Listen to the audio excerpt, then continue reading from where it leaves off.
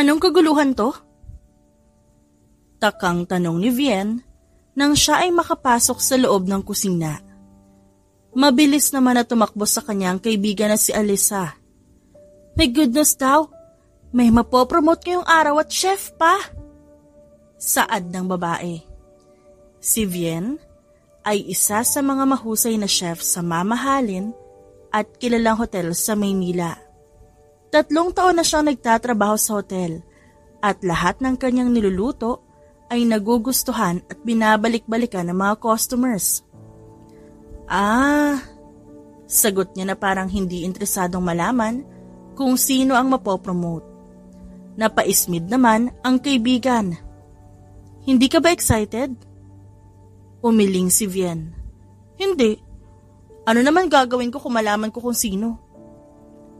Malay mo, ikaw na ang maging head chef. Huwag ka nga KJ dyan. Puro ka lang kasi trabaho. Hindi siya pinansin ni Vienne dahil abala ito sa pagplating. Maraming nag-check-in sa kanilang hotel dahil summer vacation. Kumpara noong nakaraang taon, mas madami talaga ngayon. May mga buffet din, sila tuwing Lunes. May pumasok sa kusina pero hindi yun nagawang tapunan ng tingin ni Vienne. Akala niya, normal na katrabaho niya lang pero hindi pala. All eyes and ears here? Sigaw ng kasalukuyang head chef. Yes, chef! Saad ng karamihan. Alam niyo naman na ang balita, hindi ba? Today is the promotion and one of you will be the head chef of this hotel. Vienne, mamaya na yung ginagawa mo. Wala pa namang order ulit. Tawag ng kasalukuyang head chef sa dalaga. Marahan na lumingon si Vienne at naglakad palapit sa mga ito. Vienne will be the head chef dito sa hotel na ito. Biglang sabi ng kasalukuyan nilang head chef. Nagpalakpakan ng lahat at hindi makapaniwala, maging si Vienne din. Paano ka, chef? Hindi ba dito ka naka-assign sa hotel na to? Takang tanong ni Vienne na para bang ayaw niya sa posisyong na ibigay sa kanya. Mabilis na umasim ang mukha ng chef. Ano ka ba? Diba, may panibagong bukas na hotel ulit sina Sir? Doon na ako didestino. Lahat ay nakikinig sa sinasabi ng kanilang chef. Pinapaalalahanan pa sila pero kalaunan, pinabalik niya ang mga ito sa trabaho dahil dumarami na rin ang kanilang lulutuin. Marahan na hinampas sa balikat si Vienne ang kanyang kaibigang si Alyssa. Sabi ko sa iyo ikaw ang mapopromote. Kahit na-promote na ako ng mas mataas sa dati kong posisyon, walang mangyayari dahil magluluto ako. Hala siya, naggalit. Bulong ni Alyssa nang makitang lumayo sa kanyang kaibigan para kumuha ng cherry na ilalagay sa plating. Hindi makapaniwala si Vienne na siya na ang head chef ng hotel. Mapapadalas na, kakaunti na lang ang gagawin niya. Kumpara sa dati na halos lahat ay magagawa niyang iserve at lutuin. Masaya naman siya. Pero bihira lang talaga siya makitaan ng emosyon sa mukha niya. Sa kabilang banda naman, napatalon sa gulat ang mga empleyado nang marinig ang sigaw ng kanilang boss na si Zamiel. Ano to? Hindi ba sinabi ko na i-arrange alphabetically? Galit na saad ni Zamiel sa babaeng empleyado.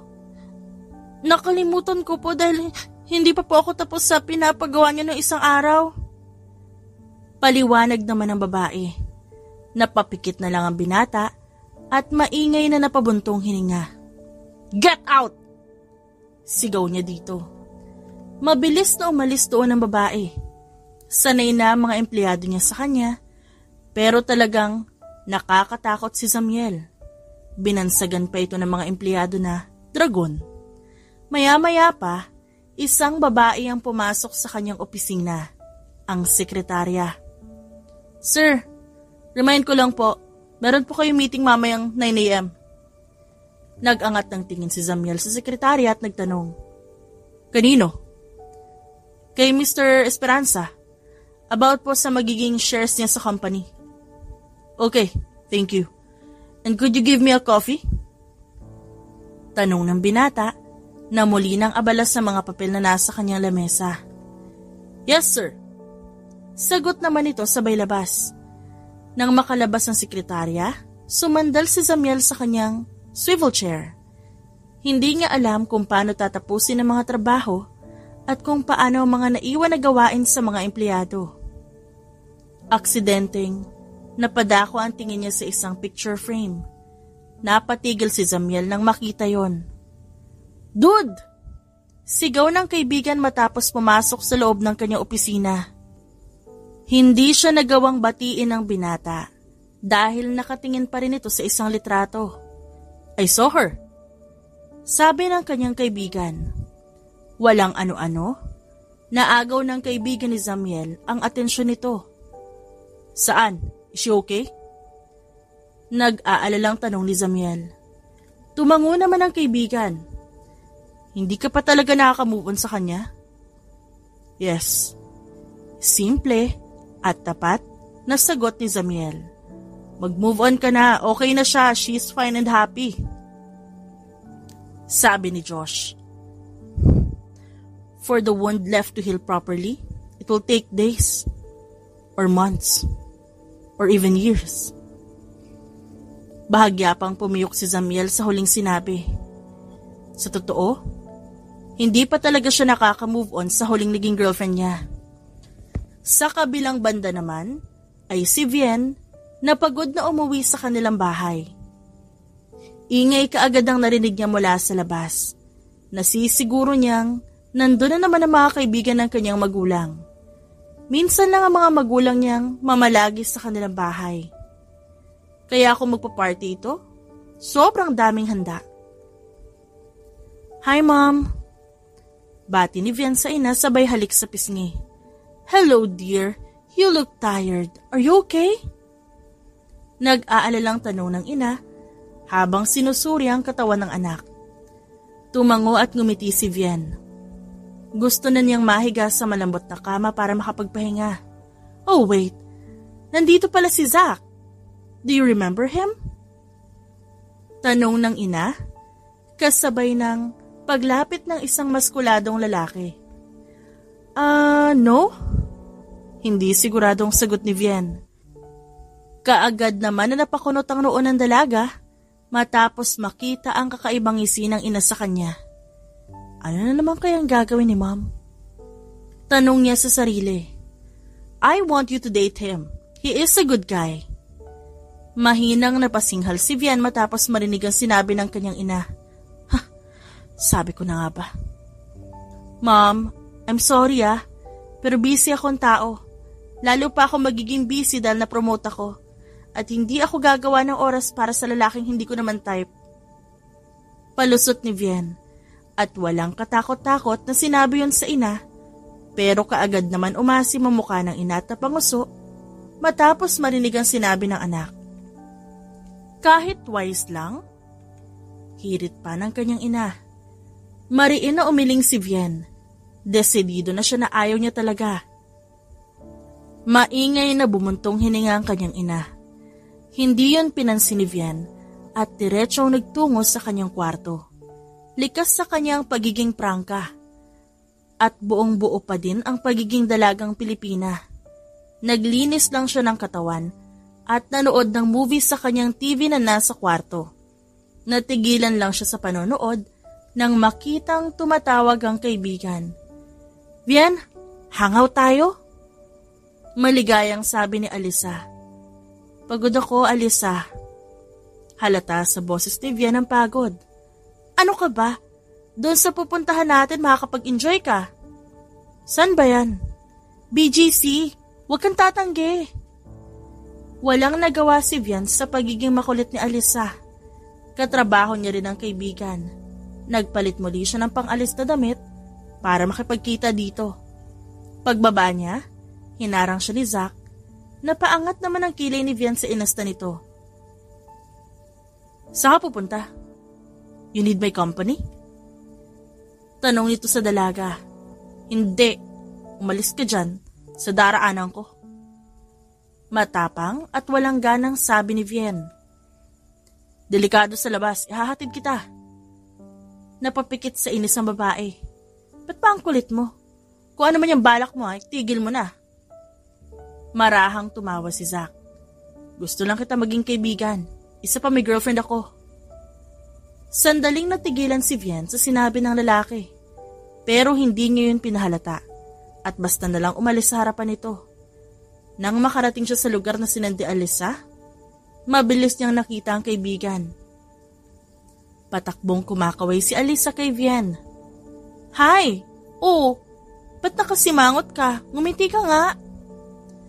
Dahil sa sobrang excited ni Alyssa, isinukbit niya ang kamay sa braso ni Vian. Napatingin na lang ang dalaga sa kaibigan niya. Sabay silang naglalakad habang nagkukwentuhan, pero napatigil siya nang huminto si Alyssa. Taka niya itong tinignan, hinahanap kung saan nakatingin ang mga mata ng kaibigan. Bakit? Si Fred ba yun? Tanong ni Alyssa habang nakatingin sa malayo.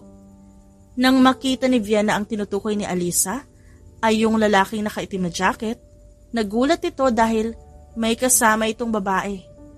Akmang kakausapin pa ni Vian si Alyssa pero wala na pala ito sa tabi niya. Alyssa!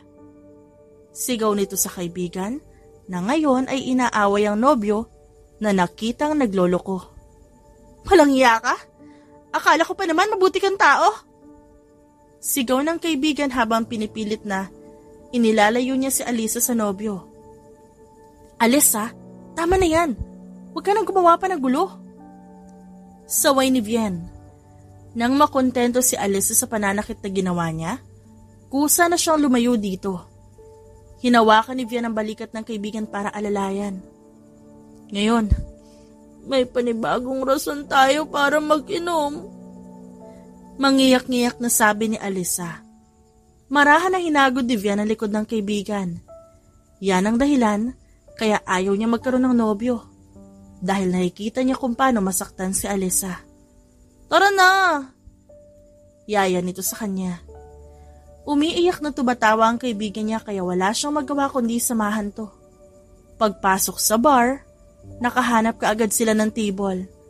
Kumpul-kumpul na tao ang naroon sa harapan dahil dance floor ang naroon. Wag na lang kaya tayo mag-inom dito? Nag-aalalang tanong ni Vian. Ngunit, mabilis na umiling si Alyssa. No! Let's enjoy this! Para sa promotion mo! Napabuntong hininga si Vian. Hindi ka mag-enjoy ng ganyan ang kalagayan mo. Ngunit walang nagawa si Vian nang umorder na ng alak ang kanyang kaibigan. Makalipas ang 1 oras, nagpaalam si Alyssa kay Vian na sasayaw muna sa dance floor. Nung una, alanganin pa na pumayag si Vian, pero hindi siya nanalo sa kaibigan niya. Mag-isa siyang naroon sa table at umiinom ng alak. Nakakadalawang bote na siya pero hindi pa rin siya nalalasing. Mataas ang alcohol tolerance niya. Excuse me, ikaw ba yung kasama ng babaeng naka-blue dress na nagsasayaw sa dance floor? Tanong ng isang lalaki. Oo, why? May problema ba? Napatayo si Vian matapos magsalita ng lalaki. Your friend is drunk already. Napatayo si Vian at kaagad hinanap ang kaibigan sa dance floor. Nang makita niya ito na may kasayaw na lalaki, mabilis niyang nilapitan si Alyssa para ilayo doon. Alyssa, halika na, lasing ka na. No, let me dance, Vian. Di pwede.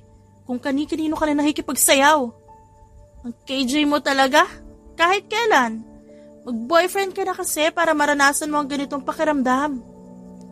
Natatawang sabi ni Alyssa. Hindi mo yan boyfriend. Kahit anong pagwawala ni Alyssa, pilit siyang hinihila ni Vian palayo.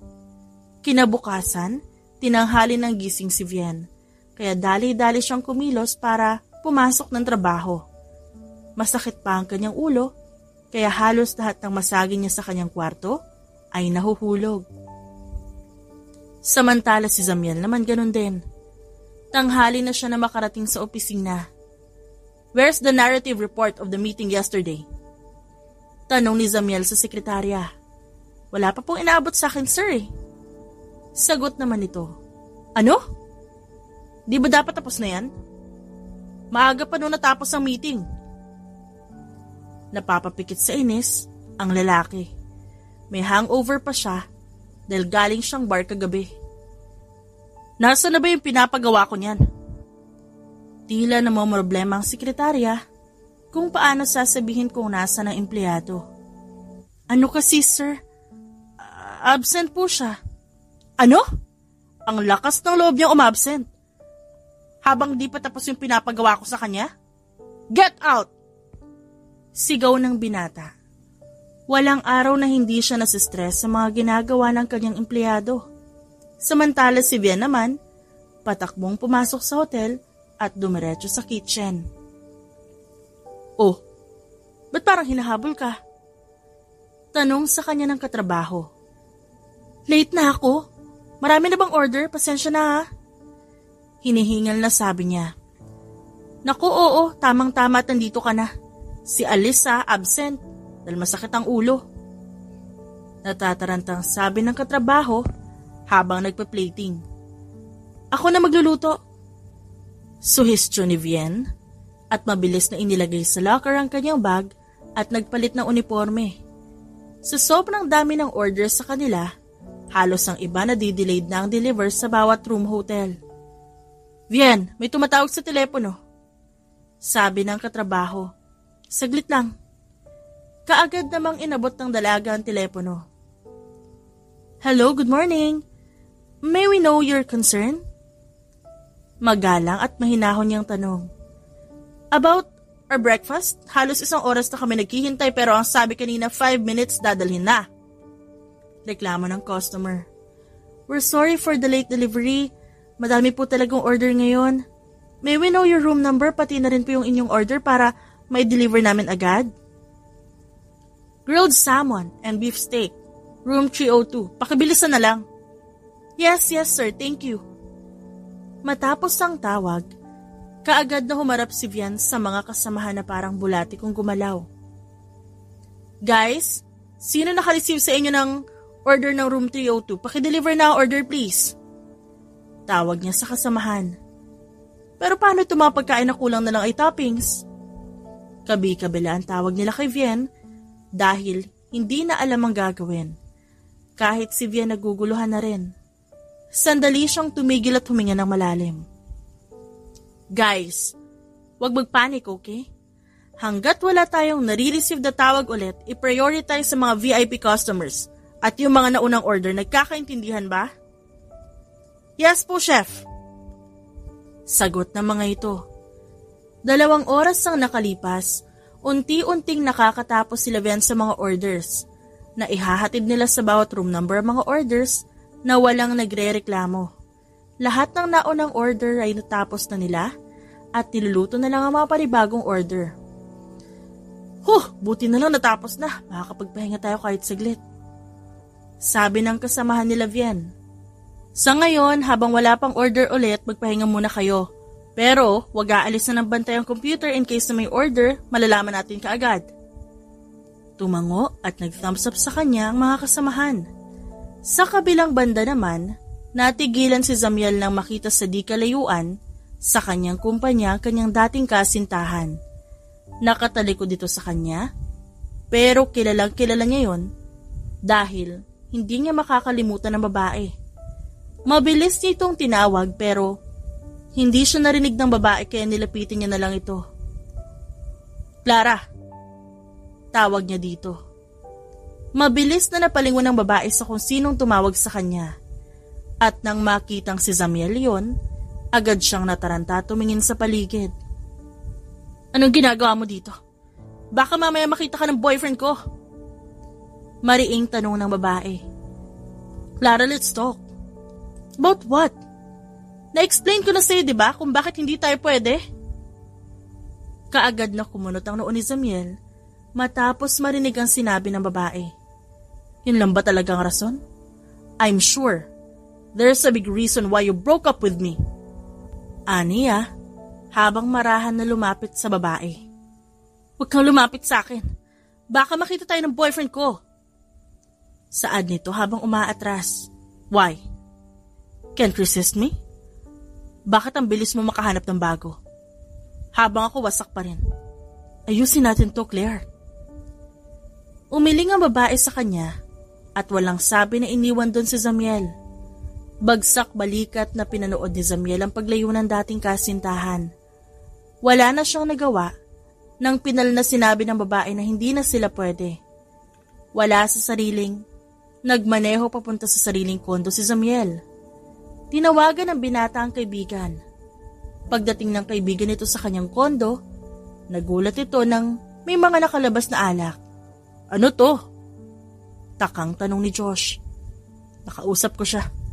I saw her, ayaw niya na. Tinapos niya na talaga ang relasyon namin. Pag-amin ni Zamiel sa kaibigan. Hindi ba sinabi ko na sa'yo mag-move on ka na? Kahit anong pilit mo sa kanya sa bagay na yon, hindi ka niya nababalikan. And there's a reason na ayaw niyang sabihin sa'yo. Lason talaga ang pag-ibig. Sabi ni Zamiel sabay inom ng alak. Habang abala si Vian sa paghahanap ng panibagong recipe, naroon ang kapwa katrabaho at nagtatanong kung anong ginagawa niya. Hindi masagot ng dalaga ang mga katrabaho dahil sa sobrang focus niya. Kulang?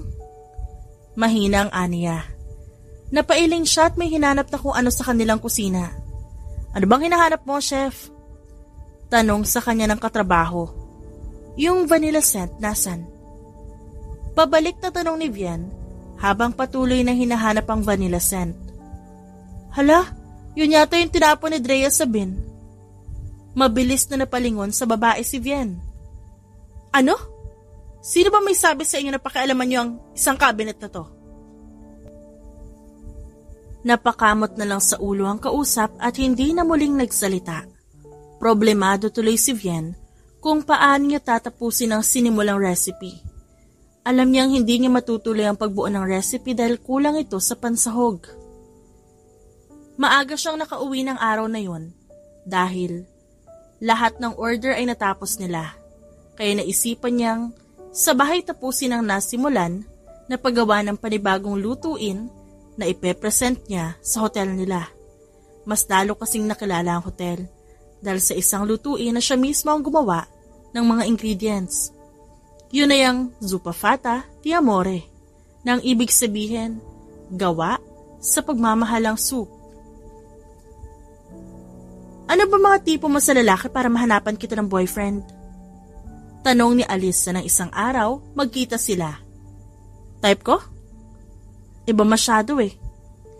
Simpleng sagot ni Vian habang umiinom ng kape. Paanong iba? Anong ugali? Tsaka maputi ba o moreno? Dali na! Pagpupumilit ni Alisa. Iba talaga. Yung mayaman, gwapo, tsaka may pagkapiloso po. Halos masamid si Alisa nang marinig ang sagot ni Vian. As in, piloso po talaga? Hindi makapaniwalang tanong ng kaibigan. Sabi ko sa'yo, iba talaga yung type ko eh. Nanlalambot na bumantong hininga si Alisa sa kaibigan. Bakit naman piloso po? For sure, palagi lang kayo mag-aaway niyan. Hindi mo maintindihan ang tipo ko, kasi iba yung mga tipo mo. Ang gusto mo kasi binibaby ka. Diretsong sabi ni Vian. Okay, yan ang perception mo eh. Sandali lang sila nagkwentuhan at nagpaalam na aalis na si Alisa. Inihatid niya pa ito sa labas ng kanilang bahay. Si Zamiel naman ay kasalukuyang nasa gym kasama si Josh. Kamusta naman ang trabaho? Bakit trabaho ang tinatanong mo? Inis na tanong ni Zamiel. Humalakhak naman si Josh nang makita ang iritasyon sa mukha ng kaibigan. Alam ko kasing hindi ka okay, kaya ano pang sense ng pagtatanong ko about sa'yo, di ba? Napailing na lang si Zamiel at lumipat sa pagbubuhat ng dumbbell. Focus na focus ang binata sa ginagawa nang may lumapit sa kanyang babae. Maputi ito at pawis na pawis. Hi Zamiel! Bati ng babae. Tinignan lang siya ng binata dahil parang hindi niya ito kilala. Ngayon lang ulit kita nakita dito sa gym. Busy ka? Excuse me. Paalam ng binata. Inis nang napasigaw ang babae nang talikuran siya ni Zamiel. Sa mga sumunod na araw, Bali-balita sa buong kusina ng hotel ang nalalapit na contest ng mga chef. Nagtuturoan sila kung sinong lalaban doon. At ang gusto nila walang iba kundi si Vian. Nagdadalawang isip ang dalaga kung sasali siya. Pero halos sa tuwing magkakaroon ng ganong event, sumasali siya kaya sa huli, nagdedesisyon siyang sumali. Saan ba yan gaganapin? Tanong ni Vian. Sa kusina ng kumpanya ni Zamiel Moretti. Alam mo, feeling ko may lahing iba yung Zamiel na yan. I mean, hindi siya pure Filipino. Sabi ni Alyssa. Ay naman paki ko dun. Tanong naman niya habang nakataas ang kilay. Ay, nako, ewan ko sa'yo. Mag-focus ka na lang sa lulutuin mo sa contest. Bakit kasi puro kaprangkahan ng sagot mo? Nakangiting nagkibit balikat ang babae sa sinabi ng kaibigan. May paghahanda pa si Vian dahil 2 araw pa bago ang laban. Si Alyssa ang nagrehistro ng kanyang pangalan dahil abalang dalaga sa pag-aayos ng panlahok na kanyang gagamitin. Nang sumapit ang araw ng laban, hindi maipaliwanag ang nararamdaman ni Vian. Pinaghalong kaba at pagkataranta ang nararamdaman ng kanyang puso. Sandali siyang bumuntong hininga at sinimulan na ihanda ang mga panlahok na kanyang gagamitin. Okay, chefs, you may start. You have 1 hour to cook what you want to serve. Anang isang chef na nagbabantay sa kanila. May CCTV doon sa kusina kung saan sila nagluluto. Kitang-kita ni Zamiel ang mga chef na abala sa pagluluto ng kanika nilang isa-serve. Pero, isang dalaga ang nakaagaw ng kanyang atensyon. Bawat kilos ng babae ay mariin niyang pinapanood. Sino siya? Tanong ni Zamiel sa sekretarya. Si Ma'am Vian po. Head chef po ng Serene Sky Hotel. Tumangutango si Zamiel at muling pinanood ang kilos ng babae. Ngayon lang nataranta si Vian na husto. Hindi pa nakadagdag yon nang makita niya ang CCTV na umiilaw. Tanda na may nanonood sa kanila. Relax, Vian. Relax. Kaya mo to. Kaya mo yan. Mahinang sabi niya sa sarili. Muli siya nag-focus sa kanyang ginagawa para makuha ang tamang timpla ng kanyang lutuin. Last 10 minutes. Sabi ng chef na nagbabantay sa kanila. Kulang na kulang sa oras si Vian dahil hindi pa malambot ang karne na gagamitin niya. Habang hinihintay ang paglambot ng karne, inasikaso niya muna ang mga dry ingredients na ilalagay sa huling bahagi ng pagkain. Hintayin natin si Miss Vian na matapos sa kanyang pagluluto para masabay-sabay na matikman ng CEO ang inyong inihandang putahe. Dahil sa sinabi na yon, mas nataranta si Vian at lahat ng kanyang mahawakan natatapon. Take your time, Miss Herrera. Sabi ni Zamiel mula sa radyo. Sandaling natigilan si Vian nang marinig ang sinabi ng kung sino. Huminga ng malalim ang dalaga at marahan na kumilos para hindi matapon ang mga ilalagay niya. Natapos niya ang pag-aayos at lumampas siya ng 5 minuto sa iknak ng oras. Ngayong tapos na ang lahat, maaari na kayong pumunta sa labas para makita ng CEO ang inyong gawa. Sabi ng nagbabantay. Pawis na lumabas si Vian sa kusina. Hindi kalayuan kitang-kita ni Vian si Alyssa sa isang gilid na nakangiti sa kanya. Pinanood nila na isa-isang tikman ni Zamiel ang mga niluto. Huli niyang tinikman na yung luto ni Vian. Titig na titig ang dalaga sa mukha ng binata, hinihintay ang ekspresyon ng muka. Bago sabihin kung sino ang nanalo, binigyan muna sila ng 30 minutes break. Ang galing mo, Vian! Tili ni Alyssa. Hindi ko nga alam kung sakto ba lasa nun. Nataranta ako kanina eh. Sagot naman niya.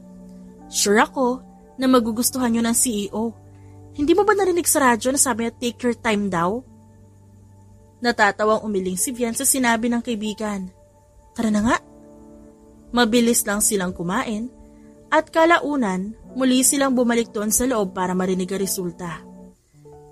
Nagustuhan lahat ng CEO ang inyong inihandang pagkain pero isa sa mga pagkain na yun na nakaakit sa ating CEO at ang nanalo ay si Miss Vian Herrera. Lahat ng naroon ay nagpalakpakan at nagbigay pagbati kay Vian habang ang dalaga naman hindi alam ang gagawin. "Congratulations, Miss Herrera," sabi ni Zamiel. "Thank you, sir." Nakipagkamay si Zamiel kay Vian at kaagad din namang umalis sa harapan ng binata si Vian para makalapit sa kaibigan na sinalubong siya ng yakap. Hindi maalis ni Zamiel ang kanyang paningin sa dalaga lalo pa at nahawakan niya ang malambot na kamay nito. Nahihiwagaan siya sa kung anong meron kay Vian at bukod tanging pagkain na luto ng dalaga ang kanyang naubos. Yun din ang inihanda niya para sa mga bisita ng kumpanya. "Kausapin mo na," sabi ni Josh kay Zamiel. "May mga kausap pa siya eh."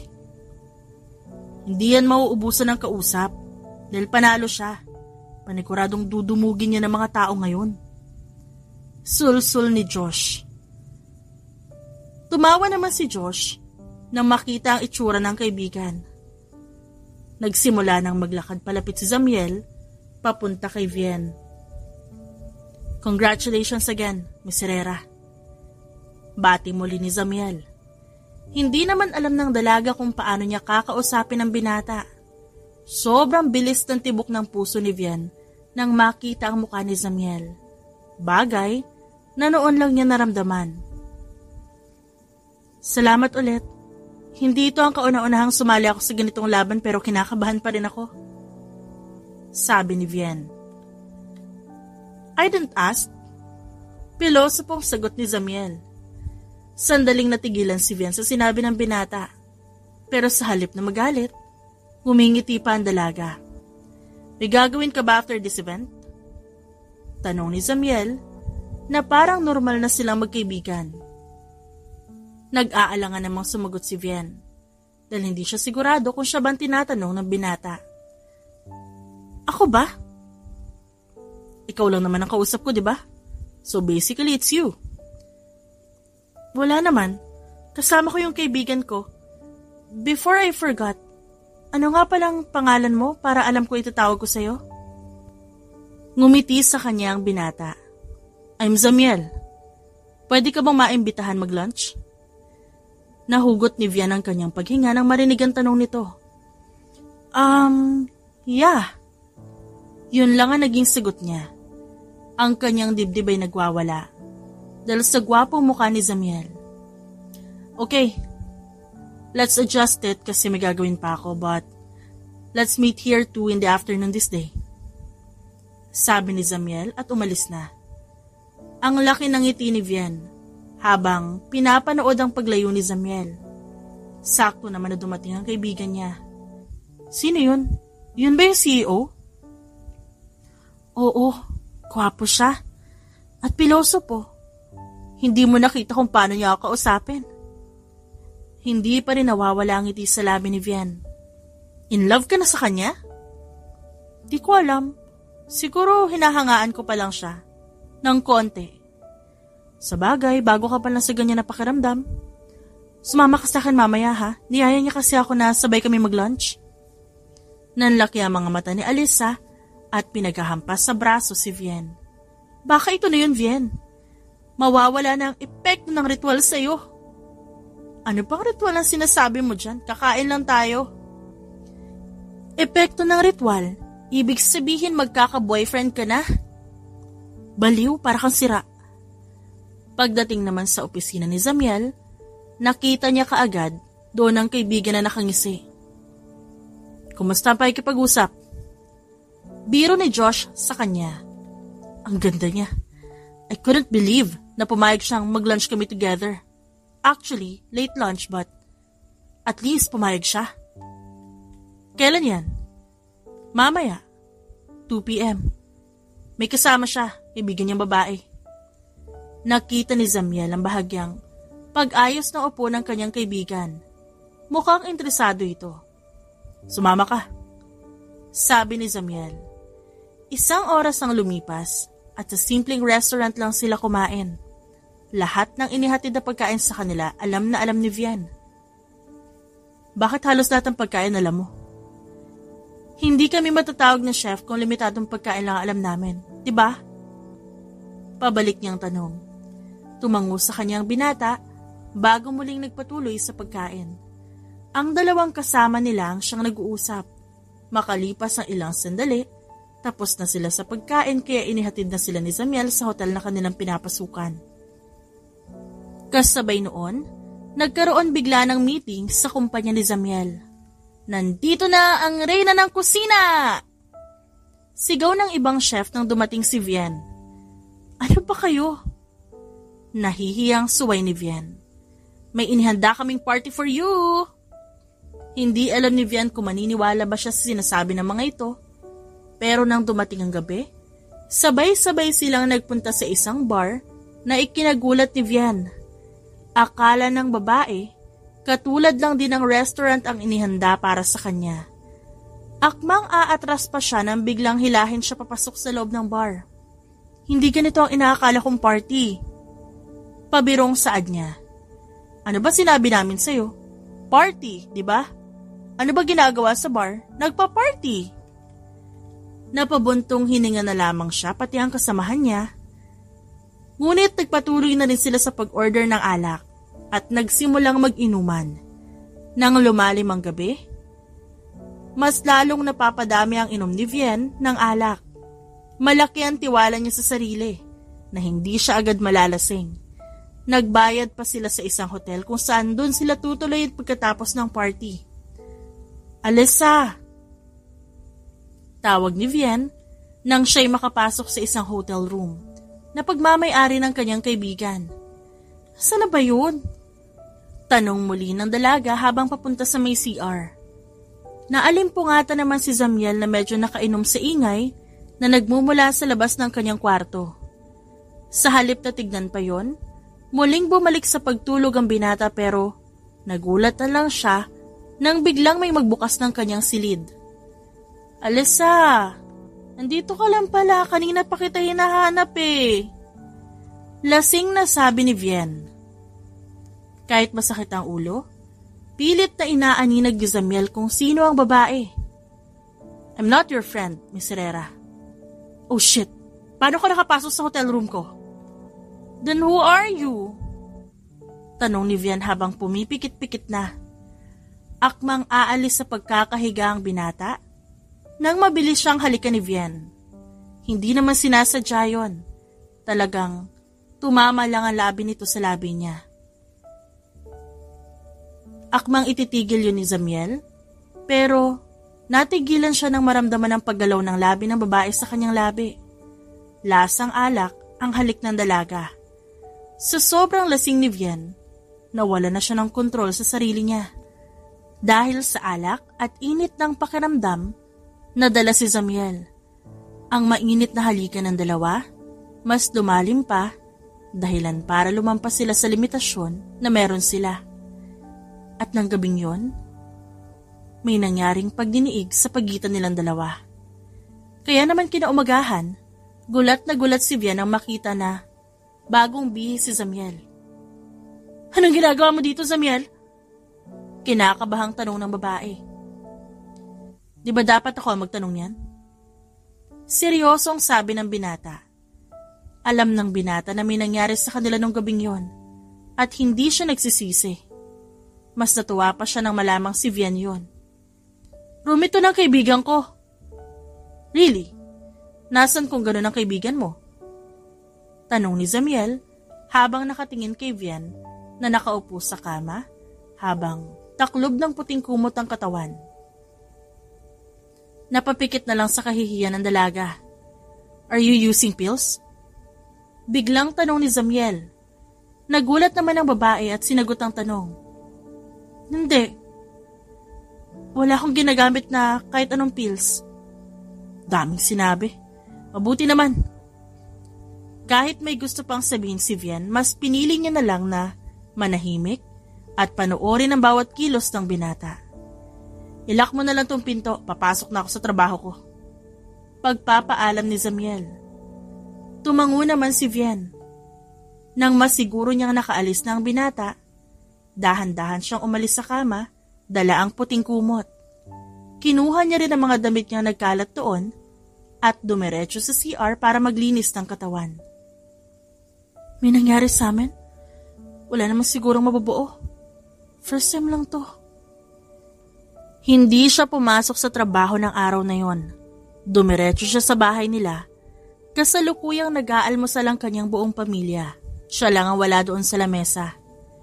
Vian, come here. Kumain ka na. Saan ka ba galing? Diyan lang po. Nagkasiyahan po kami kagabi sa party na parami po ng inom eh.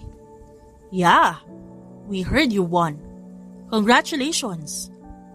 Bati ng kanyang ama.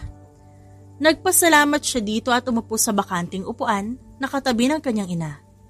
Pinagsilbihan siya ng mga naroon na katulong habang kinakausap siya ng kanyang mga tita. Bakit hindi ka nalang magpatayo ng sarili mong hotel o restaurant? Tanong ng kanyang tiyahin. Pinag-iipunan ko pa po yung para dyan. Sagot naman ng dalaga at nagsimula ng kumain. Ba't ka pa mag-iipon? Maraming pera itong tatay mo. Kayang-kaya yan ng daddy mo. Mas gusto ko po kasing pinaghirapan ko yung ipupundar ko. Tsaka ayoko po na palagi nalang nakadepende kina mom at daddy. Nakita niya ang pagngiti ng kanyang mga magulang dahil sa kanyang sinabi. Isang linggo ang lumipas simula nung may mangyari sa kanila ni Zamiel, hindi niya na pamuling nakita ang binata. Nasaan yung nasa hotel number 211? Tanong niya nang makatanggap siya ng tawag. Niluluto pa po, chef. Ilang minuto itatagal niyan? 3 minutes po. Muling nagpatuloy ang kanilang mga trabaho. Patuloy ang pagdami ng order na natatanggap nila kaya wala silang pahinga ng araw na yon. Gabi na sila nang matapos, may nakapalitan naman sila ng mga chef doon. Pagod na lumabas na hotel si Vian. Habang papunta sa parking lot, may nakikita siyang anino ng isang tao na malapit sa kanyang kotse. Kinakabahan man, pero lumapit pa rin siya sa kanyang sasakyan. Doon niya nakita si Zamiel na may hinihintay. Anong ginagawa mo dito? Takang tanong ni Vian habang tumitingin sa paligid. Kanina pa kita hinihintay. Bakit? Anong kailangan mo sa akin? Unti-unting lumapit sa kanya si Zamiel. Bahagya naman siyang napaatras ng konti. Kakamustahin ka lang. Hindi na ako nakabalik sa hotel room ko na umalis ako. Okay lang naman ako. Nakauwi naman ng maayos. Dumiretso si Vian sa kanyang sasakyan, pero muling nagsalita si Zamiel. Iniiwasan mo ba ako? Seryosong tanong ng lalaki. Huh? Hindi. Marami lang kaming order sa hotel. Tsaka pagod ako ngayon, Zamiel. Napabuntong hininga na lang si Zamiel sa sinabi ng babae. Di ka ba nahihilo o nagsusuka? Puno ng pagtataka ang mukha ni Vian sa mga nagiging tanong ng lalaki sa kanya. Hindi. Ba't naman ako magsusuka? Pwede ba mauna na ako? Pagod kasi ako eh. Yeah, sure. Ingat. Laylay balikat na sabi ni Zamiel. Walang sinayang na oras ang babae at sumakay ng kotse saka umalis sa hotel. Nang makalayo si Vian, hindi napigilan ng binata na guluhin ang kanyang buhok dahil sa inis. Hindi niya magawang kausapin ng maayos ang babae. Sa tuwing nasa harapan niya ito, kinakain siya ng kaba. Saan ka nang galing? Tanong ni Josh sa kanya. Pinuntahan si Vian. Pinopormahan mo? Maganda naman siya, ligawan mo. Bakit di siya nagsusuka o nahihilo? Random na tanong ni Zamiel. Ha? Sino? Si Vian ba? Bakit? Something happened between us. Kahit ang kaibigan ni Zamiel hindi makapaniwala na may nangyari sa dalawa. Halos araw-araw binabantay ni Zamiel si Vian. Kulang na lang, tumambay ito sa hotel para masilayan ng babae. Sa mga sumunod na linggo, nakakaramdam na ng pagkahilo at pagsusuka si Vian na akala niya'y normal lang. Mag-try ka kaya mag-pregnancy test? Suhestyon ng kaibigan. Hindi ako buntis. Sa panahon na siguro to. Sabi ni Vian habang hinihilot ang kanyang ulo. Ano sa panahon lang? Dati naman kahit ganito ang panahon, di ka nahihilo nagsusuka. Problemado si Vian sa kung anong gagawin niya. Bago ka umuwi mamaya, bumili ka ng pregnancy test, tsaka huwag ka muna dyan sa mga lutuin, mag-plating ka na lang muna. Sabi sa kanya ni Alyssa. Naisip tuloy ni Vian ang mga sinabi ng kaibigan niya. Sinimulan niyang bilangin kung ilang linggo na simula nung may mangyari sa kanila ni Zamiel at napapikit na lang siya ulit ng mapag-alamang 3 linggo na pala yon. Nagdesisyon siyang bumili ng pregnancy test at nang makabili siya ng pregnancy test, itinago niya ito hanggang sa makarating ng kanyang kwarto at doon ginamit. Hinintay niya ang resulta ng pregnancy test at bahagya niya pang kinuha ang kahon para malaman kung paano yun gamitin. 2 pulang linya ang lumabas sa kanyang pregnancy test na ang ibig sabihin ay positive. Buntis ako. Si Zamiel ang tatay ng batang to. Siya lang naman yung nakatali ko. Kabado at hindi makapaniwalang tanong ni Vian sa sarili habang hawak ang kanyang tiyan. Hindi niya alam kung paano sasabihin kay Zamiel ang tungkol sa bagay na yun. Kinabukasan, pumasok si Vian kahit hindi okay ang kanyang pakiramdam. Ano, natry mo na ba? Oo, positive. Mahinang sabi ni Vian. Nanlaki ang mga mata ng kanyang kaibigan at muli siyang tinanong. Sinong ama? Paano nangyari yon? Si Zamiel. Nung nagparty tayo sa bar, sakala ko hotel room mo yun napuntahan ko pero kanya pala. OMG! So paano yan? Sasabihin mo ba sa kanya? Umiling si Vian. Hindi ko alam. Naguguluhan ako. Mag-leave ka kaya muna para hindi ka stress palagi. Delikado kasi yan si baby. Tsaka nandito ka palagi sa kusina. Sa sinabi nyo ni Alisa, parang natauhan si Vian, natitigil muna siya sa pagtatrabaho. May nabubuhay na bata sa kanyang sinapupunan na mas kailangan ng atensyon. Sa huli, nagdesisyon ang babae na tumigil muna sa pagtatrabaho. Ipinaalam niya sa kanyang mga magulang at laking pasasalamat na tinanggap siya muli ng mga ito. Anak, hinatid ko lang yung gatas mo para mas masarap yung tulog yun ng anak mo. Salamat po, Mommy. Naging mabilis sa mga araw. Palaki ng palaki ang tiyan ni Vian. Buwan-buwan din siya nagpapa-check up, kaya nang malaman niyang kambal ang kanyang magiging anak, hindi niya napigilan na maging emosyonal. Kasama niya palagi ang kanyang mga magulang sa bawat akbang na kanyang ginagawa hanggang makapanganak siya. Parang kailan lang. Nag-birthday sila ng 1-year-old. 5 years old na sila ngayon. Tuwang-tuwa na sabi ng ina ni Vian. Kasalukuyang naglalaro ang 2 bata sa kanilang malaking sala. Habang sina Vian naman ay pinapanood ang mabilis na paglaki ng mga bata. Oo nga eh. Plano ko na ulit bumalik sa trabaho, na-miss ko na ang pagluluto. Sabi naman ni Vian. Mommy, sama kami! Sigaw ni Vienna, ang kanyang anak na babae. Mommy, saan ka pupunta? Malambing na tanong ni Azel. Mag-work na ulit si Mommy. Pwede po ba kami doon? Gusto po namin sumama. Bakas sa mukha ni Vienna ang saya nang makita kung paano maglambing sa kanyang mga anak. Si Zamiel naman patuloy na abala sa trabaho at mas lumalago na ang kanyang kumpanya. Hindi niya na rin muling nakita si Vian. Halos araw-araw bumibisita noon si Zamiel sa hotel, nagbabakas sakali na makikita niyang muli ang babae. Pero nawala na rin siya ng tiwala nang hindi niya na makita doon si Vian. Nagkaroon sila ng kanya-kanyang buhay sa nakalipas na 6 na taon. At ngayon, kasalukuyan siyang nakatayo sa labas ng hotel. Sandali pang huminga ng malalim ang lalaki bago nagpatuloy sa pagpasok. Nagpunta siya sa front desk para magtanong pero 2 bata ang nakita niya doon na parehong nagsusulat ng kung ano sa papel. Hi, good morning. May I know if may mga available pa bang hotel room? Psst! Vienna, tawag ka! Sabi ni Azel, ang kapatid ni Vienna. Hindi ako. Di naman tayo nag-work dito eh. Si Mami lang. Bulong naman ng batang babae. Sa naging kilos ng 2 bata may naalala si Zamiel.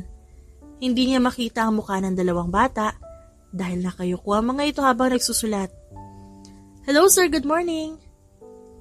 Azel, Vienna, may tao pala hindi niyo ako tinawag.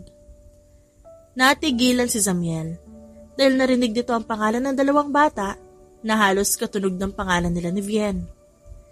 Nag-angat ng tingin ng kambal sa tita Alisa nila. Sabi niyo po magbantay lang kami. Sabi naman ng batang babae.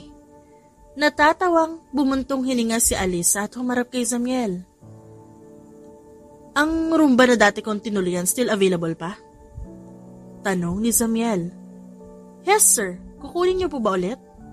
Yes. Sagot naman ni Zamiel na ngayon nakatingin sa mga bata. Ang namana ni Vienna na ugali ni Zamiel ay pagiging pilosopo, habang si Azel naman, pagiging prangka. Sobrang bilis ng tibok ng puso ni Zamiel. Sandali niyang tinitigan ang batang babae na nakakunot ang noo. Here's your ID number, sir. Nandito na ba ulit si Vien? Tanong ni Zamiel bago umalis sa front desk. Opo, nung isang araw pa po siya nakabalik. Tumangulang si Zamiel at nagpunta sa elevator para puntahan ang kanyang hotel room. Si Vien naman sandaling lumabas ng kusina para tignan ang kanyang mga anak na nasa front desk. Pero halos takasan siya ng dugo nang makitang wala doon ang kanyang mga anak. Alisa, nasaan si Azel tsaka si Vienna? Natatarantang tanong niya. Nandito. Teka, nasa sila? Nandito lang sila kanina eh. Nakausap pa nila si Zamiel. Nanlaki ang mga mata ni Vien matapos marinig ang sinabi ng kaibigan. Ano? Nasa sila ngayon? Di ko alam. Kanina lang nagsusulat sila dyan eh. Nang masiguro nilang wala sa front desk ang mga bata, nagsimula silang magtanong sa mga bellboy kung may nakita itong mga bata. Habang natataranta ang ina ng kambal, abala naman ang kambal sa pagsunod kay Zamiel papunta sa hotel room nito. Marahan lang ang bawat akbang na ginagawa ng mga bata, pero nagulat sila nang biglang tumigil si Zamiel at lumingon sa kanila. Kayo yung mga bata sa front desk, anong ginagawa niyo dito? Sinusundan niyo ba ako? Tanong ni Zamiel sa dalawang bata. Nagkatingin na magkapatid. Lumuhod naman si Zamiel para mapantayan ang mukha ng mga ito. Kamukang kamukha ni Vien ang kambal. Halos walang nakuha na feature kay Zamiel. Ugali lang ang nakuha sa lalaki. Kamukha niyo po yung daddy namin eh. Sabi ni Vienna. Natigilan si Zamiel sa sinabi ng batang babae. Sino bang mami niyo? Wala pa akong asawa, kaya imposibleng kamukha ko ang daddy niyo. Wala naman po kaming sinabi na kayo ang daddy namin eh. Kamukha nga lang po. Assuming po pala kayo. Bungis-ngis sa sabi ni Vienna. Maging si Zamiel ay natawa sa sinabi ng batang babae. Pero natigilan sila at sabay-sabay na lumingon sa likuran nang marinig ang boses ni Vien. Mommy! Sigaw ni Vienna habang hinihintay si Vien na makalapit sa kanila. Natulala si Zamiel na makita muli si Vien. Para kay Zamiel, mas lalong gumanda ang babae. Pero nagdilim agad ang tingin niya kay Vien dahil nasisiguro niyang siya ang ama ng mga batang nasa kanyang harapan. Pwede ba kita makausap? Tanong ni Zamiel. Tumango ang babae sa kanya at nilingon si Alisa na nasa likuran nito para kuhain ang mga bata. Pumasok naman si Zamiel sa kanyang hotel room kaya sumunod si Vien. Mabilis na huminga ng malalim ang babae dahil alam niyang hindi niya maluloko si Zamiel. Anak ko sila, hindi ba? Tanong ni Zamiel. Hindi nagsalita si Vien dahil hindi niya alam kung paano ipapaliwanag kay Zamiel ang nangyari. Vien, anak ko sila, hindi ba? Isang marahang tango at maya-maya nakarinig siya ng hikbi mula kay Vien. I'm sorry. Tinago mo sa akin ang mga anak ko. Ito ba talaga ang plano mo? Hindi.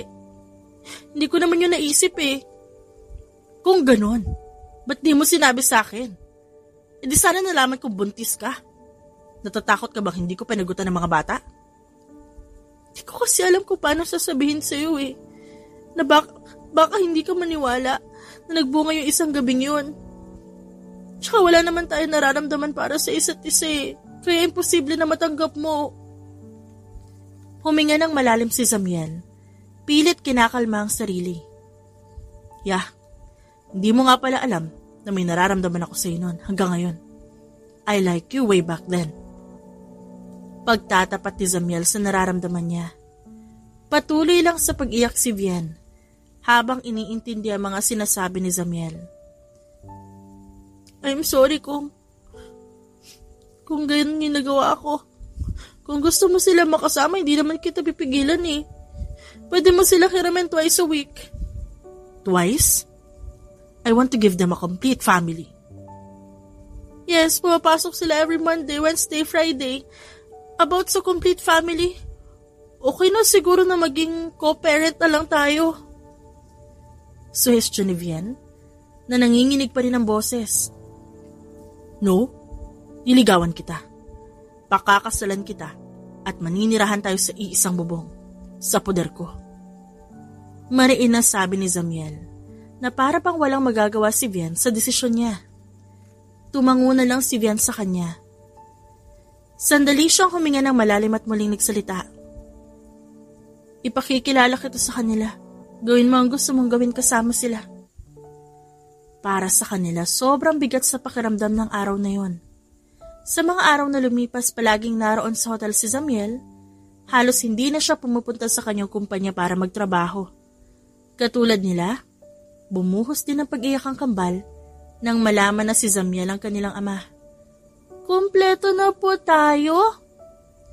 Umiiyak na tanong ni Vienna. Yes. Sorry wala si Daddy. Sa tabi niyo na ilang taon. I promise hindi na ako lalayo sa inyo. Sabi naman ni Zamiel at marahang pinapalis sa mga luha na lumalandas sa mukha ng mga bata.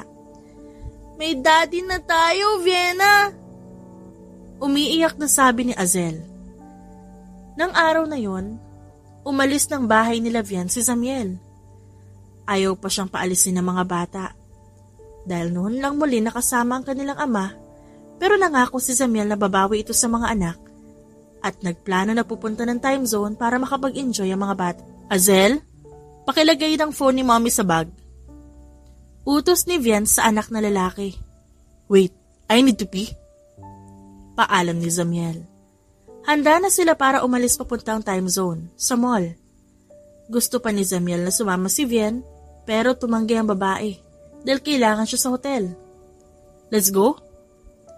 Tanong ng lalaki pagkalabas ng CR.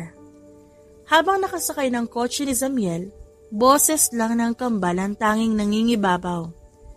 Parehong madaldal ang kambal, kaya napapangiti na lang si Zamiel.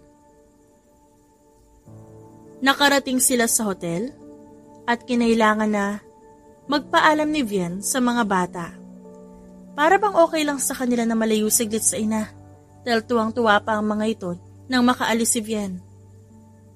Minaon mo ba yung chocolates? Tanong ni Vienna sa kapatid. Oo, nasa bag. Huwag ka nang maingay.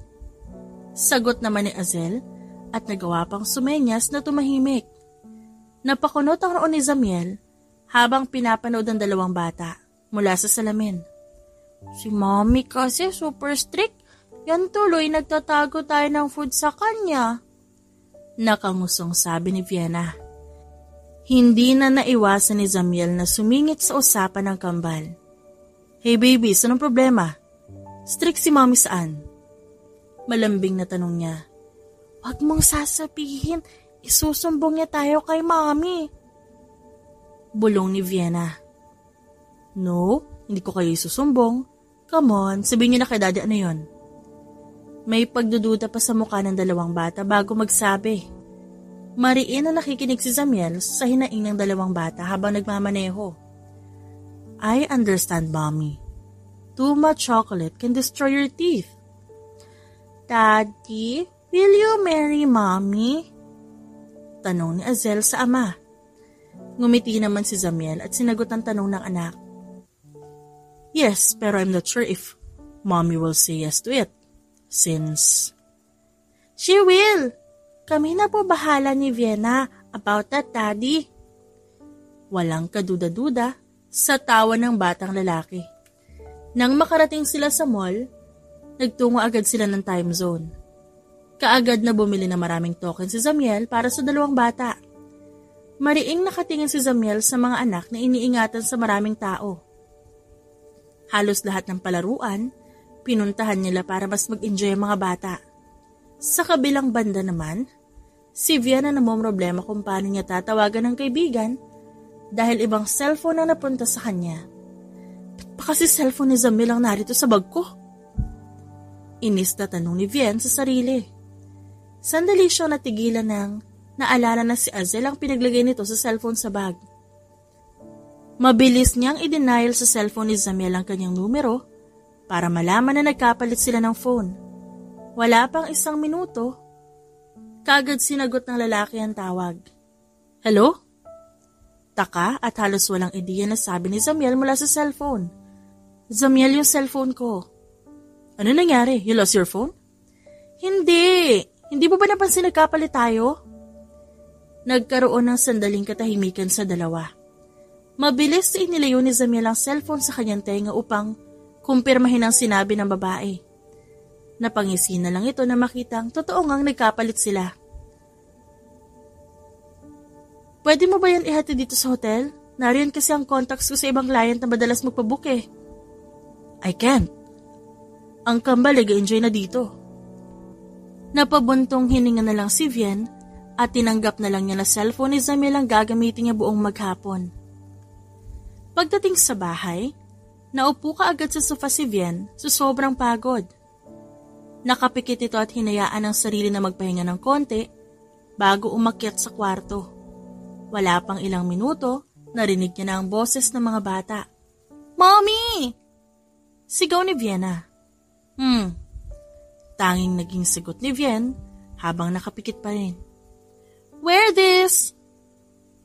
Tinignan lang niya ang ginawa ng kanyang anak na babae. Sinuotan siya nito ng isang singsing na gawa sa tela sa may ring finger. Ginawa mo to? Yes po. Daddy helped us. Pwede bang magpahinga muna si Mommy ng konti lang? Promise lulutuan ko kayo ng favorite niyong ulam. Pakiusap ni Vien sa anak. Nakapagpahinga naman si Vien at laking pasasalamat niya at naroon si Zamiel para alagaan muna ang mga bata. Gaya ng pangako niya, nagluto siya ng sinigang na hipon na paborito ng kanilang anak. May trabaho ka ba bukas? Napalingon si Vien kay Zamiel na nasa pintuan ng kusina. Nag-day off ako para makasama ang mga bata, bakit? Tanong ng babae habang nakatalikod kay Zamiel. Sandaling bumuntong hininga ito at muling nagsalita. Wala ba talagang pag-asa? Ha? Nakikita mo na sila, ano pa bang pag-asa? I'm not talking about the kids, I'm talking about us. Malumanay na sabi ni Zamiel. Saglit namang natigilan si Vien sa narinig. Unti-unting humakbang palapit si Zamiel kung saan naroon si Vien. Titig na titig ang babae sa bawat kilos ni Zamiel. Napalunok na lang siya nang mapansin kung gaano kalapit sa kanya ang lalaki. Give me my chance. Ipapangako ko sa'yo na ihaharap kita sa altar. Hindi ko alam, Zamiel eh. Hindi kita gaano kakilala. At biglaan lang yun nangyari. Nung taon na yun. Umiiling na sabi ni Vien. Alam ko. Pero hindi mo naman siguro pinagsisihan na nagkaroon tayo ng anak, diba? Hindi. Hihintayin ko ang sagot mo sa susunod na linggo. Mauna na muna ako. Yun lang ang sinabi ni Zamiel at lumabas na ng kusina. Bahagyang nalungkot si Vien. Hindi niya alam kung ano nga bang nararamdaman niya para kay Zamiel. Isang linggo niyang pinag-isipang mabuti ang bagay na sinabi ng lalaki. Halos tulala na siya kakaisip noon. Ano ba nangyayari sa'yo? Tanong ni Alisa nang mapansin na nakakatatlong mali na ito ng order. Pagod lang ako. O edi magpahinga ka muna. Hindi, kaya ko pa naman, ayos lang.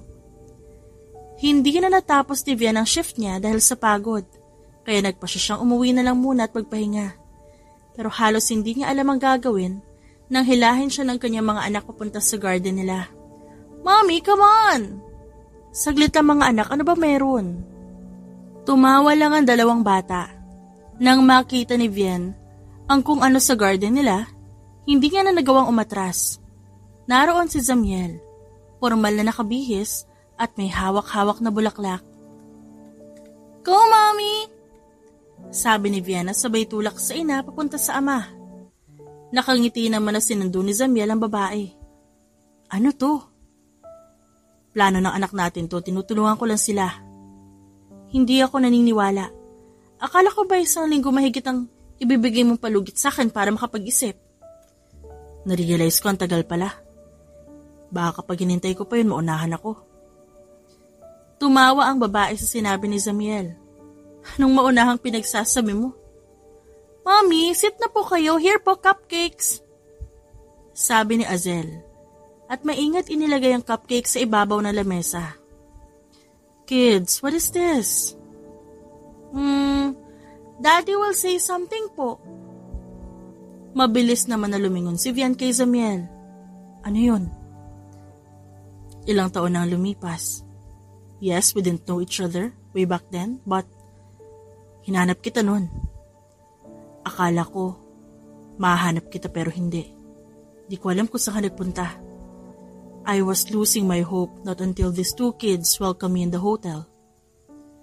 Mahabang sabi ni Zamiel, sabay sulyap sa dalawang bata na naroon sa gilid at nakikinig. Hindi makapagsalita si Vian sa nagawang pag-amin ni Zamiel. Tila ba may bumabaras sa kanyang lalamunan. Nagiinit ang sulok ng kanyang mata habang tinitignan si Zamiel. Gusto kong bigyan kayo ng maayos na pamilya. Pwede ba mag-isip muna ako? Ayaw ko kasing sumagot na hindi sigurado sa nararamdaman ko eh. Yes, you can. Thank you. Nagsimula silang kumain. Ang dalawang bata naman, ganun din.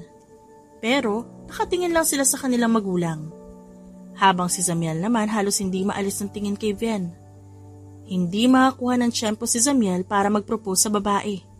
Masyado pa itong kinakabahan at takot na baka hindi tanggapin ni Vian ang alok niyang kasal. Nang matapos silang kumain, nagyaya ang dalawang bata na mag-movie marathon sila sa sala. Anong gusto niyong panoorin? Malambing na tanong ni Vian sa mga bata, habang si Zamiel naman nag-aayos ng foam na kanilang hihigaan. Monster Truck! Sigaw ng dalawang bata. Natawa na lang si Vian dahil hindi nagsasawa ang mga ito na panoorin ang Monster Truck na yon. Favorite na favorite ng dalawang bata ang movie na yon. Okay, Monster Truck then. Kabisado na rin ni Vian ang bawat karakter sa palabas.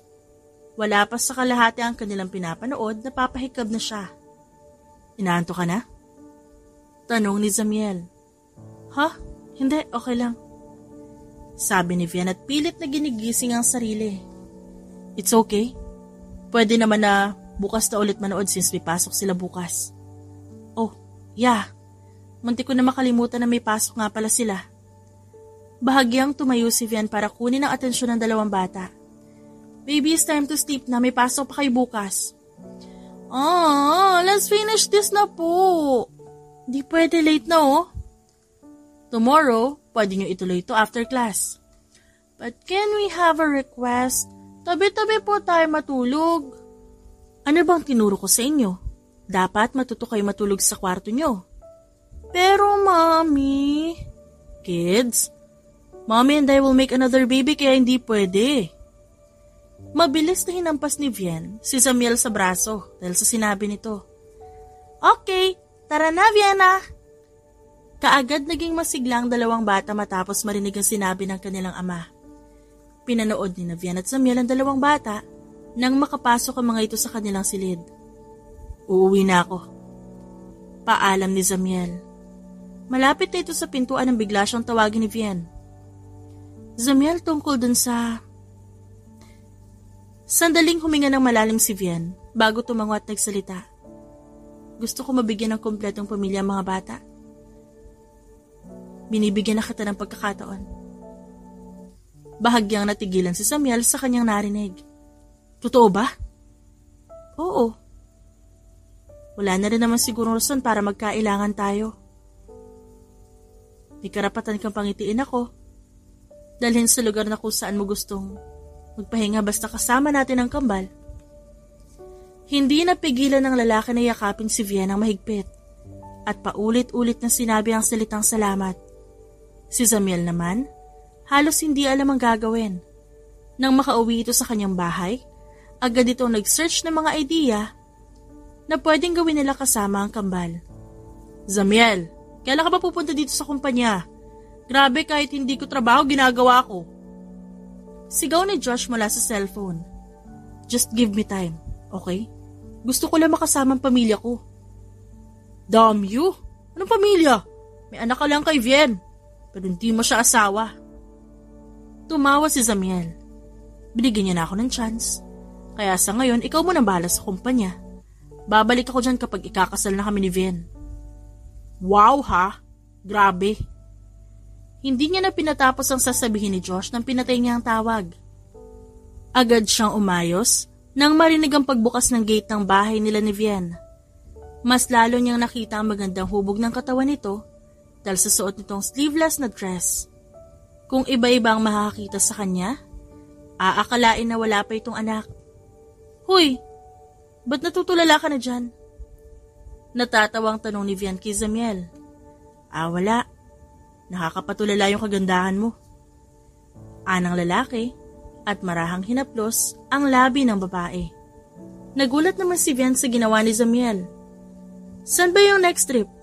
Halos araw-araw na lang tayo umaalis. Hindi na ako nakapagtrabaho.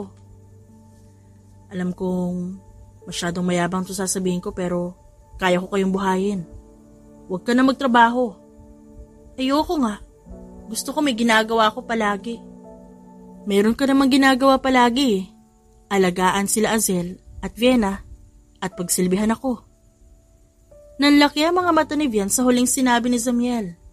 Pinaghahampas niya ito sa balikat na hindi naman inilaga ng lalaki. Anong pagsilbihan ka dyan? Ano ka sinaswerte? Pagluluto, ganun. Ano ba nasa isip mo? Akmang hahampasin pa muli ni Vienna ang lalaki na magsalita ang anak na babaeng si Vienna. Mommy, ba't niyo po hinahurt si Daddy? Hindi mo na po siya love? Yes, baby. Sinasaktan ako ni Mommy. Hindi niyo na ako love. Hoy, anong? Anak, hindi totoo yun. Alin po? Hindi niyo po sinasaktan si Daddy o love si Daddy? Natigilan si Vien at hindi alam ang isasagot sa anak. Tumingin pa siya sa lalaki sa pag-asa na tutulungan siya nito magpaliwanag pero pinagbuksan lang siya nito ng pinto ng sasakyan. Lahat ba nakalagay na sa kotse? Wala na naiwan? Yes po! Ang buong biyahe, boses lang ng dalawang bata ang sumasakop sa buong sasakyan. Saglit lang ang naging biyahe nila at nang makita ng dalawang bata ang lugar kung saan sila magpipiknik, nauna pa silang bumaba ng sasakyan. Careful mga anak, bili ni Vien. Hindi kalayuan sa kotse ni Zamiel ang naging latag ng kanilang banig. Habang abala sa paghahanda ng pagkain sina Vien at Zamiel, walang humpay ang sigaw at tawa ng kambal. Vien, thank you. Thank you kasi hindi mo sinubukang ipalaglag ang kambal. Kung sana nahanap lang kita noon, sana kasama mo ako nung nagbubuntis ka pala hanggang sa maipanganak mo sila. Alam mo, sa totoo lang, sumagi yan sa isip ko pero alam kong hindi yan magugustuhan ng magulang ko kapag ginawa ko yung bagay na yun. Mahirap, pero kinaya naman. Mahirap kasi ako lang mag-isa. Pero nandiyan din naman ang pamilya ko para suportahan ako Marahang inabot ni Zamiel ang kamay ni Vien at bahagya itong pinisil. I'm sorry. Ba't ka ba humihingi ng tawad? Okay na yun. Nandito ka na at handa mong panagutan ang ginawa mo. Handa akong panagutan ang pagsasama natin. Kitang-kita kung paano namula mukha ni Vien sa sinabi ni Zamiel. Tila hirap na hirap si Zamiel kung paano bumuelo. Vien? Sagot ng babae habang hindi nakatingin kay Zamiel. Vien. Pagtawag ni Zamiel muli sa pangalan ng babaeng mahal. Walang kaalam-alam si Vien na may unti-unting isinusuot si Zamiel sa kanyang daliri. Zamiel, ano to? Naguguluhang tanong ng babae. A proposal? Alam ko naman na hindi mo tatanggahan ang proposal ko. Pareho naman tayong gusto ng bigyan ng buong pamilya mga bata. I hope you can surrender your heart to me. Pangako hindi ko tuwawa sa akin. Sa hindi malamang dahilan, unti-unting namumuo ang luha sa mata ng babae. Pinagmasdan niyang mabuti ang singsing sa kanyang kamay. Isang singsing na pinalilibutan ng diamante. Buo na ang desisyon ni Zamiel na si Vian ang pakakasalan. Hindi dahil may anak sila o ano. Sa hindi inaasahang pangyayari, hindi niya akalain na muli siyang magmamahal. 3 buwan ang nakalipas magmula nang mangyari ang proposal. Agad naman silang nag-asikaso para sa kasal. Kailan tayo maghahanap ng lugar para sa wedding reception? Tanong ni Vian habang nag-aayos ng hikaw. Okay na. Ipapakita ko na lang sa yung lugar, pero kung may gusto kang baguhin, it's okay. Ano? Ba't parang halos lahat ikaw ang nag-aasikaso? Ang pinakakulang na lang yata dalhin mo ako sa harap ng altar. Tumatawa na hinalikan ni Zamiel ang tuktok ng ulo ni Vian. Ayoko ma-stress ka. Baka bago dumating ang araw ng kasal natin ay, ano, pangit na ako, yun ba? Siyempre hindi yun na ibig kong sabihin. Ang gusto ko, masurpresa ka sa araw ng kasal natin. May plano ka na ba kung sino ang ring bearer natin at flower girl? Nariyan sina Azal at Vienna, silang dalawa. Mabilis na lumipas ang mga araw. Ngayon kasalukuyang nasa loob ng simbahan si Zamiel, naghihintay sa kanyang mapapangasawa. Samantalang si Vian, hindi pa nakakapasok ng simbahan na mumugto na ang mata. Nang magbukas ang pinto, marahan na humakbang papasok si Vian kasabay nun ng pagtugtog ng mumunting ritmo. Vian Herrera, from the moment I saw you in that bar, you got my attention. I thought at first it was just a lust. But when I can't find you the next weeks and months, alam kong unti-unti ako nagkakaroon ng pagkakagusto sa'yo. I promise to support your dreams and comfort you in times of sorrow. Pipiliin kita sa bawat araw na lumilipas at sa mga susunod pang araw. I promise that I will be your strength, your best buddy, and also your lover. I love you, Vian. Hindi napigilan ni Vian na pabirong hampasin si Zamiel nang siya'y magsasabi na ng vow. Zamiel Moretti, from the moment we met, I never thought that you will be my endgame. Cause honestly, hindi ako naniniwala sa pag-ibig. In my head, yung bigay ng relationship o pakikipagrelasyon, heartbreak lang. But then you showed me the real intention of yours. Sinabi ko sa sarili ko na baka sinusubok lang ako ng tadhana. You are my first boyfriend. All my firsts, you got it all. Akala ko, ang ganitong pangarap na madalas sa harap ng altar hindi ko mararanasan. Hindi naging maganda ang simula natin, but I will make sure that the end of our relationship will be beautiful. I promise to make you always coffee in the morning. I promise to be your partner in any adventure, to explore the world with you together with the kids.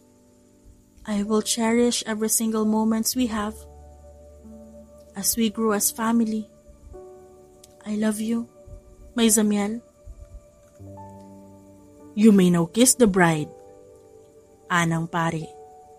Dahan-dahan na inalis ni Zamiel ang belo ni Vian at marahang hinalikan ng asawa. Mabilis na naghiyawan at palakpakan ng mga tao matapos masaksihan ang nangyaring kasal. Nagkatinginan na mag-asawa nang marinig ang kanilang anak na si Vienna na sumisigaw pa ng kiss pa, mommy and daddy. Nagkibit balikat na lang silang dalawa. Ang unang naging honeymoon na mag-asawa ay sa ibang bansa kasama ang kambal. Nagtagal sila doon ng 1 linggo at pagbalik ng Pilipinas, balik trabaho na si Zamiel. Zamiel, gising na. Kanina pa tumutunog yung cellphone mo. Nagulat na lang ito nang biglang yumakap sa kanyang likuran ng asawa at marahang pinatakan ng halikang balikat. Kasabay ng pag-aayos nila ay ang pagkatok ng 2 bata. Bihis na at hinihintay na lang ang magulang na maghahatid papunta sa kanilang eskwelahan. Hindi ko pinagsisisihan na sa'yo ako nagkaanak. Ang saya pala sa pakiramdam na pagising mo. Pamilya mo ang unang makikita. Talaga, siguro, kung di ka nakita ng kambal, o kung di mo sila nakita, hindi mo malalaman na may anak ka sa akin. Kaya kong alamin kung nagkaroon ba ng bunga ang gabing yon. Hindi pa patalong saad ni Zamiel. Hindi napigilan ni Vian na yumakap sa asawa. Mommy, can we hug you too? Napangiti naman si Vian at Zamiel at hinarap ang dalawang bata. Buong-buo na ang pagkatao ni Zamiel nang makita at makasama ang kanyang munting pamilya. Nagampanan niya ang kanyang responsibilidad nang walang pinagsisisihan kahit pa nagsimula ito sa mali. Ang pagkakamali ng magulang ay hindi dapat umabot sa kanilang anak. Hindi matutumbasan ng kahit anong halaga ng pera ang paninindigan na meron si Zamiel at Vian. Ang tibay at lakas ng loob ni Vian na ipagpatuloy ang pagbubuntis sa kabila ng hindi inaasahang pangyayari. At ang ginawang desisyon ni Zamiel na muling panindigan si Vian. Nanaig pa rin ang pagmamahalan sa pagitan nila na walang kahit na anong makasisira sa pagmamahalan na kanilang itinatag. The End.